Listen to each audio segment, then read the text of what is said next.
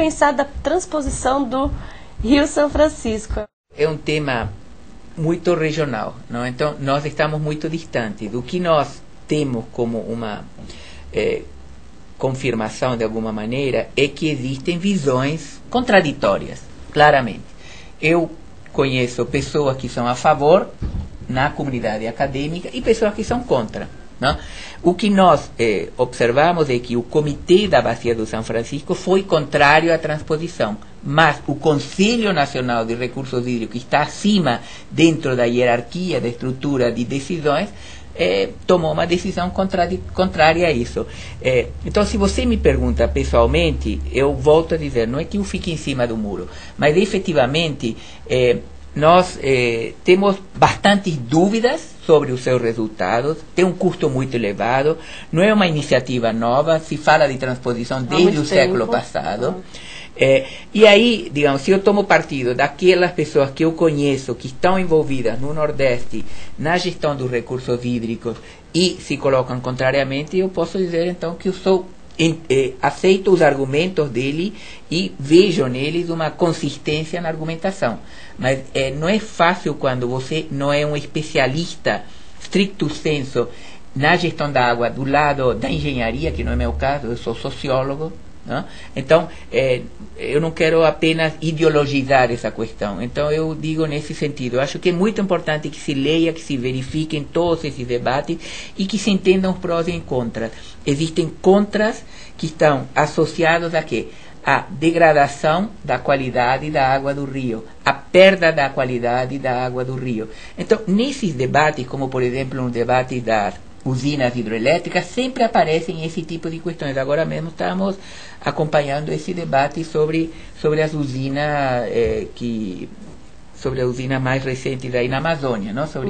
Então, nós temos aí também visões bastante contraditórias nesse tipo de questões. E o meio ambiente é, por essência, um contexto onde as contradições emergem com muita virulência. Isso que é importante destacar.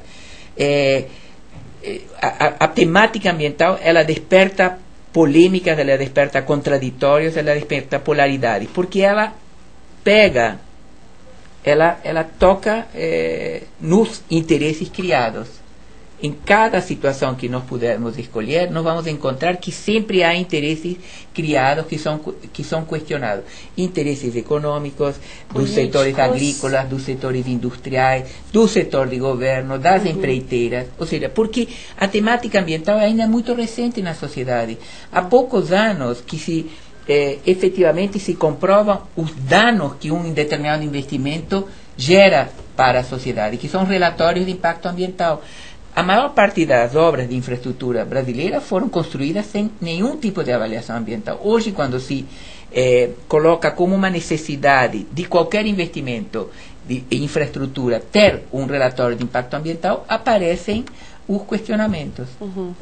Voltando ao nosso papo da EcoUrbis, que não está coletando os recicláveis. E outra coisa também que todo mundo me pergunta é por que vendem aquelas lixeiras todas coloridas se na hora da reciclagem misturam tudo? E quem faz a separação cooperativa ou eles fazem lá? Olha, duas perguntas extremamente pertinentes. A primeira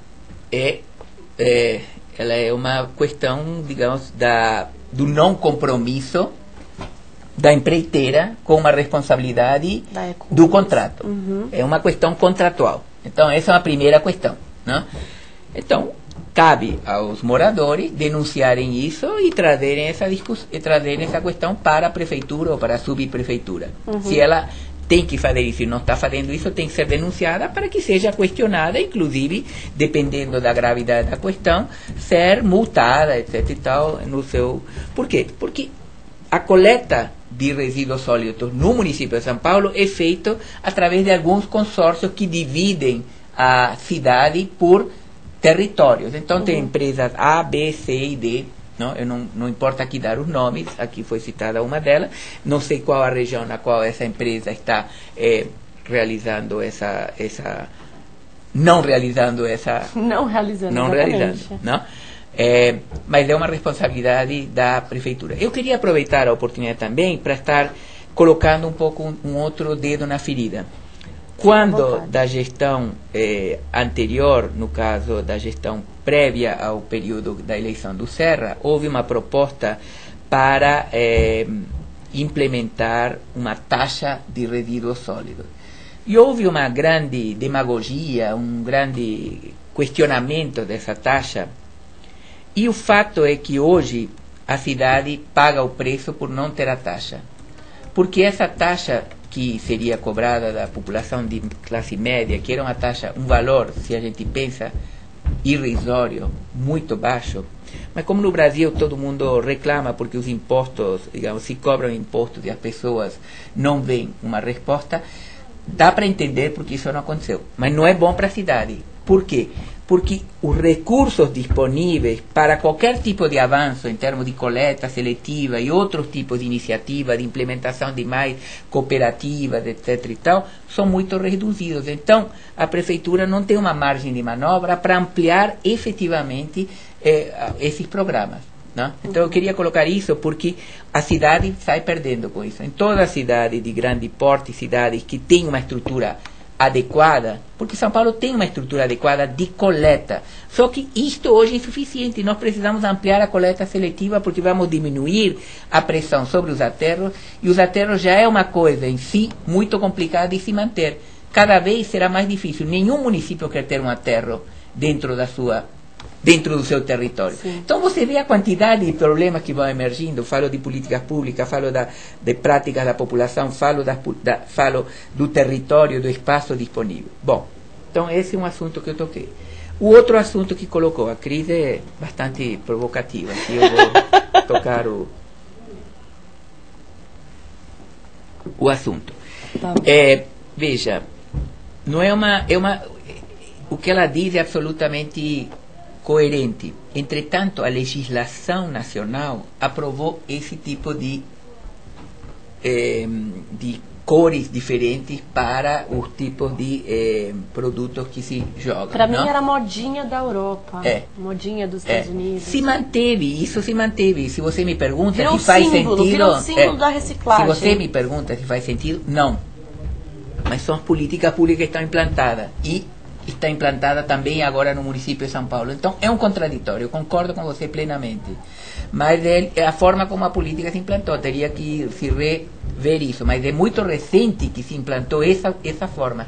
Na USP, eu faço parte do Conselho de Coordenação do programa USP Recicla, e lá existe uma cesta laranja que se coloca nas unidades que aderem ao programa, que são a maioria das 42 unidades da USP, e existe uma cesta para separar o lixo seco, que é o reciclado, do lixo molhado, do lixo orgânico. Então, nós fazemos dessa maneira. Agora, nós não somos do município de São Paulo, nós temos uma autonomia e temos uma visão de que todo esse material, ele posteriormente irá para centros de triagem, lá ele será separado. Agora, essa é a política, não? Aí então a gente não tem muita margem de manobra para fazer uma coisa diferente. Só que foi um comentário do nosso diretor, o grande oráculo aqui.